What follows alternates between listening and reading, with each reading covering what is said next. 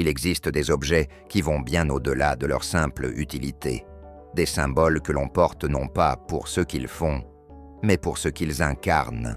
Une montre Rolex, c'est plus qu'un simple accessoire. C'est un manifeste, une obsession, un héritage. Voici son histoire. Londres, 1905. Un jeune homme de 24 ans, Hans Wilsdorf, orphelin. Imagine un monde où l'on pourrait lire le temps au poignet. À l'époque, la montre bracelet est vue comme fragile, délicate et peu fiable. Mais Hans, lui, voit un potentiel énorme. Il veut prouver qu'une montre peut être à la fois élégante et d'une précision inégalée. Il crée donc son entreprise. Une vision, d'abord discrète, mais qui allait briller à travers les générations. Il fallait un nom court, universel, facile à retenir. Il opte pour Rolex, 2 syllabes, 5 lettres, facile à graver, facile à mémoriser. En 1910, Rolex devient la première montre bracelet à obtenir la certification chronomètre. Puis, en 1926, la Révolution.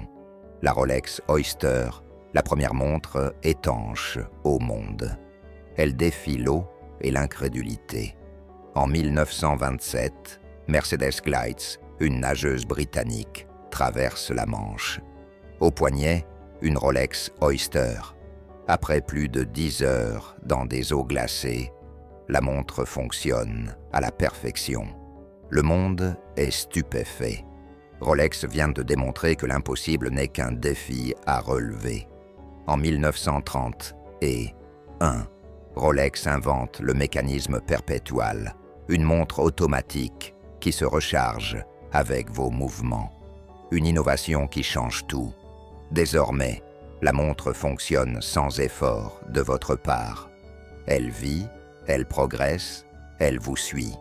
C'est l'essence même de Rolex, toujours en mouvement, toujours à la recherche de l'excellence.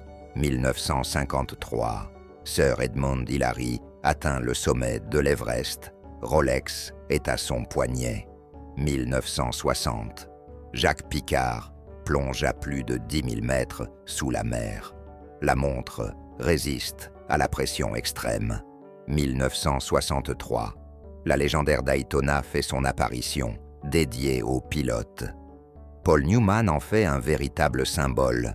À chaque sommet, à chaque profondeur, Rolex est présente. Des présidents aux artistes, des champions aux aventuriers, tous ont choisi Rolex. Non pas pour impressionner, mais pour ce qu'elle représente. Porter une Rolex, c'est un passage symbolique.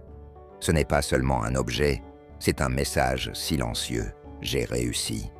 Hans Wilsdorf décède en 1960, mais avant de partir, il prend une décision unique.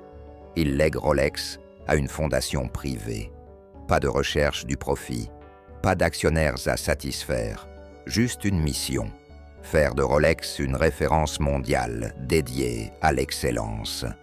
Chaque montre est encore assemblée manuellement, minutieusement testée, polie et ajustée. Rolex ne vend pas du luxe, elle vend une passion du détail. On ne porte pas une Rolex pour lire l'heure, mais pour se souvenir de son parcours, pour célébrer ce que l'on a surmonté, pour affirmer discrètement sa valeur. Rolex n'est pas une montre, c'est l'aboutissement d'un combat et la preuve que vous en êtes sorti victorieux.